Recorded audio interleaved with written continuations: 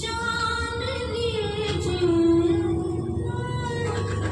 बस एक बार मेरा कहा, बस एक बार मेरा कहा मान लीजिए, बस एक बार मेरा कहा मान लीजिए। दिल चीज क्या बताऊंगी जान लीजिए।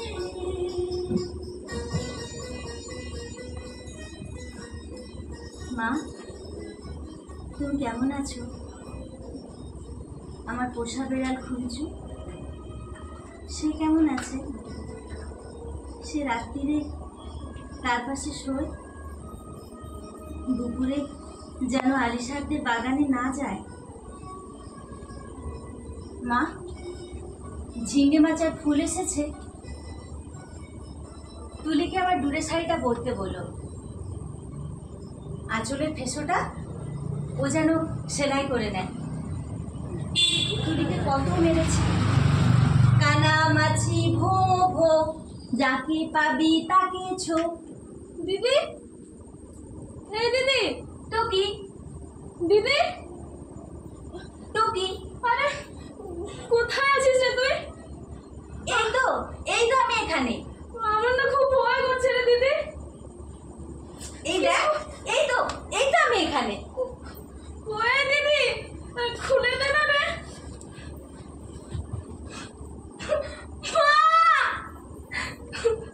দিদি আমাকে আবার মেরেছে।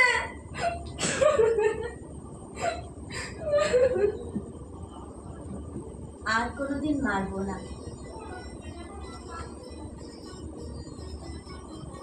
আমি খুব ভালো আছি মা, খুব ভালো আছি। আচ্ছা মা, তোমাদের ওই ঘরের চালটা নতুন খড় দিয়ে সাজিয়েছো, দিয়েছো ওর ওপর নতুন খড়? এবারে খুব বৃষ্টি হয়েছে জানো মা। তোমার মনে আছে মা ওই আলী সাহেবদের বাগানের সেই নারকলের কথা?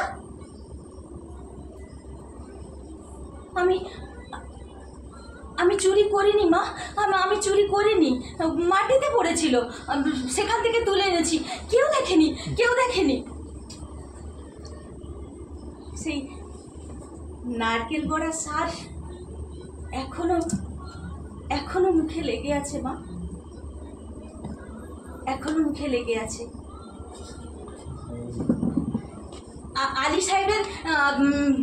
আলী সাহেবের ভাই মিজান আমাকে খুব আদর করতো। একদিন বাবা দেখতে পেয়ে চেলা কাট দিয়ে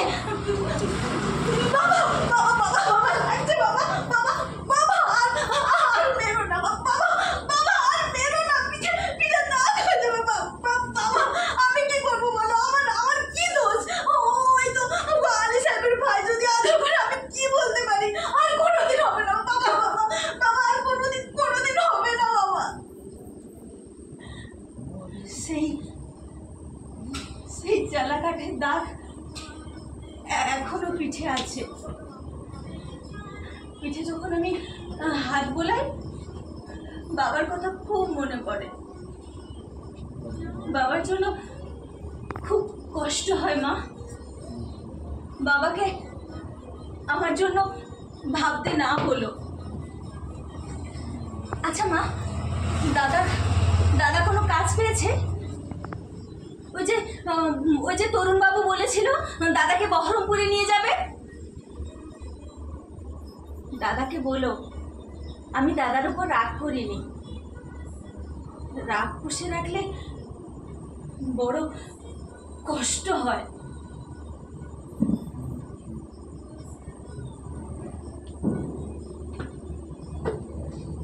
আমি আর দাদার উপর রাগ করে নেই মা, একদম রাগ করে নেই। আমি এখন আর কাঁদি না।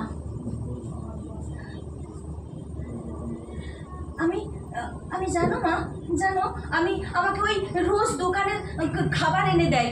দুবেলা আমি বাইরের খাবার খাই। আর মাংস মুখে তুলি তখন ওই তুলির কথা, কালুগুলোর কথাও খুব মনে পড়ে। আর জোরে যখন হাওয়া দেয় ওই তাল গাছের পাতাগুলো সরসর করে, মনে হয় যেন বৃষ্টির শব্দ। আর ভাদ্র মাসে তাল পাকে আর ঢিপ ঢিপ করে তাল পড়ে। আমি সেই তোমাদের মনে আছে মা তোমার ওই তাল গাছে কত তাল পড়তো? সেই তাল গাছ দুটো আছে এখন মা? আছে?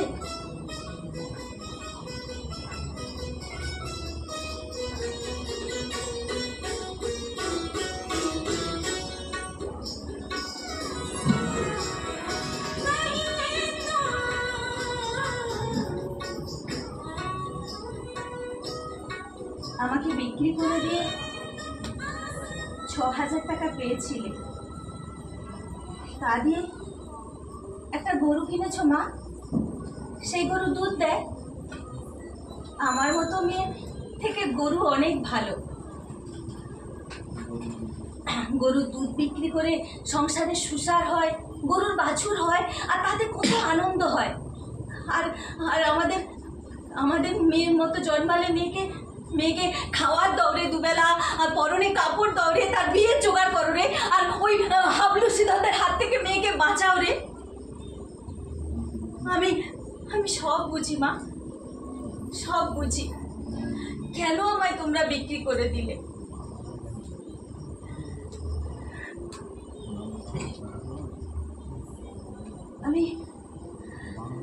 আমি জানি তোমরা কেন আমায় বিক্রি করে দিয়েছো। আর তোমরা ওই টাকার বাড়ি ঘর সারিও ঠিকঠাক করে, আর ওই হাবলুদেরকে, কালু ভুলুদেরকে স্কুলে পাঠিও। আর তুলিকে মা একটু যত্ন নিও, ব্রজেন ডাক্তারের কাছে ওষুধ খাইও। তুমি না মা, তুমি একটা শাড়ি কিনো, আর বাবাকে একটা ধুতি কিনে দিও। দাদার একটা ঘড়ি সব জানি, কিন্তু ওই টাকায় কি আর কুলোবে?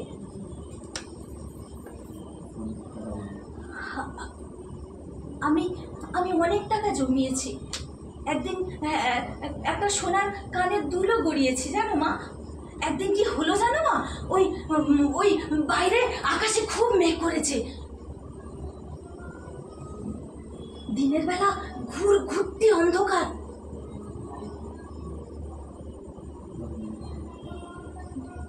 হঠাৎ মনটা কেমন করে উঠলো।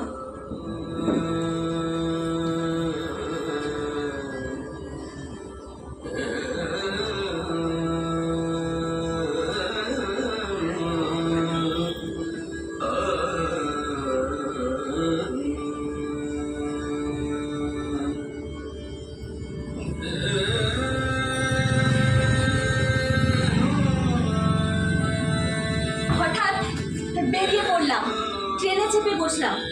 স্টেশনে নেমে দেখি একটা মাত্র রিক্সা। খুব তোমাদের ঘরটা দেখতে ইচ্ছে করলো।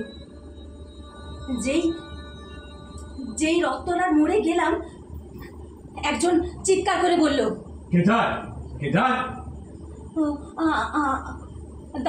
দাদা আমাকে ছুটে এসে বলল, তুই কেন এসেছিস এখানে? যা, এক্ষুনি চলে যা। আমি বললাম, দাদা আমি না এখানে থাকতে আসিনি, আমি এখানে ফিরেও আসিনি, আমি শুধু দেখতে এসেছিলাম দাদা। হাবুল চেঁচিয়ে বলল, একটা বেহুশে মাগি। কি করে জানলো বলো তো মা? আমার গায়ে কি লেখা আছে চিনি না। একটা ছেলে আর একটা ছেলে চেঁচিয়ে বলল, ছি, গ্রামের একটা কলঙ্ক। হাবলু রিক্সাওয়ালাকে চোখ লাগিয়ে বলল, যা, এক্ষুনি চলে যা এখান থেকে। আমি দাদাকে গিয়ে বললাম, দাদা আমি না মায়ের জন্য কটা টাকা এনেছি, আর ওই তুলির জন্য। দাদা টেনে আমাকে একটা চড় বসালো।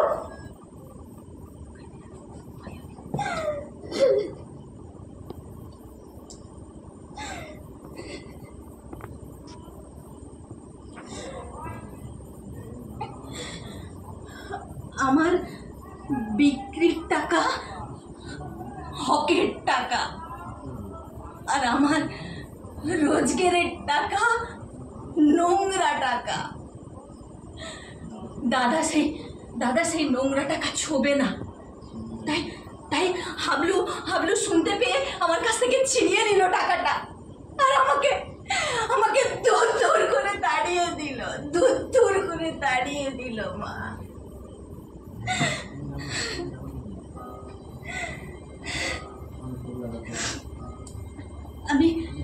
আমি তবু দাদার উপর রাগ করিনি মা।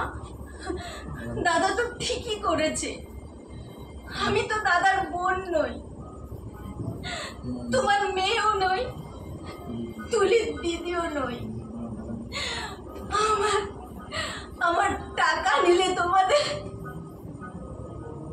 অসম্মান হবে। আমি আর কোনোদিন ওই গা অপবিত্র করতে যাব না মা, কোনোদিন যাব না। আমি খাট বিছানায় শুই, নীল রঙের মশারি, আর ওই ঘরের সামনে পাপোশ রাখা থাকে, দেওয়ালে একটা দুর্গা মায়ের ছবি, আর মাথার উপর বন বন করে ঘরে পাখা।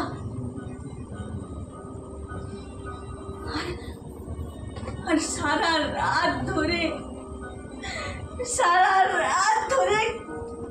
কুকুরের ডাক চিৎকার করে কুকুরগুলো।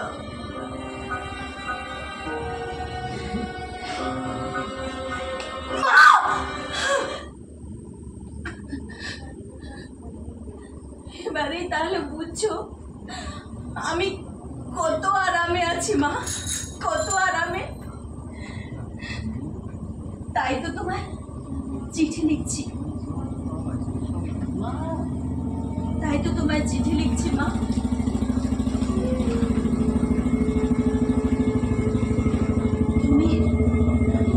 আমি আর তোমার মেয়ে নই, কিন্তু তুমি তো আমার মা। তোমার আরো ছেলে মেয়ে আছে, কিন্তু আমি আর মা পাবো কোথায়? সেই জন্য তো তোমার চিঠি লিখতে বসেছি। তোমাকে একটা অনুরোধ করবো মা, একটা অনুরোধ। তুমি তুলির যত্ন নিও। তুলি খুব দুর্বল, ওর যেন কোনো কষ্ট না হয়। আর তুমি তোমার পায়ে পড়ি মা, তুমি বাবাকে বলো, বাবা যেন আমার মতো আরামের জীবনে কোনোদিন না পাঠায়। তুলিকে যেমন করেই হোক তোমরা একটা ভালো ঘর দেখে বিয়ে দিও, ওর ঘর সংসার হোক। আর যদি